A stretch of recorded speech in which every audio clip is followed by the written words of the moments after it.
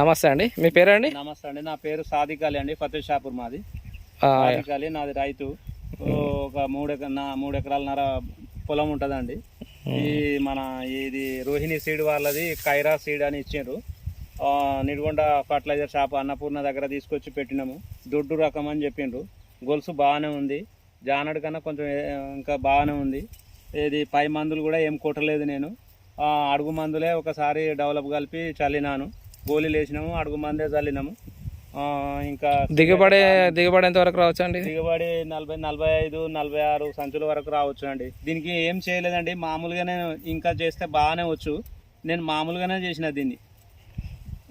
దిగుబడి 45, 46 సంచుల వరకు రావచ్చు. ఇప్పుడు దిగుబడి చేస్తే 50 సంచులు వస్తుంది. ఇది ఇప్పుడు మనకు రబీలో ఇంకా పెరిగే ఛాన్సెస్ ఎక్కువ ఉంటుంది.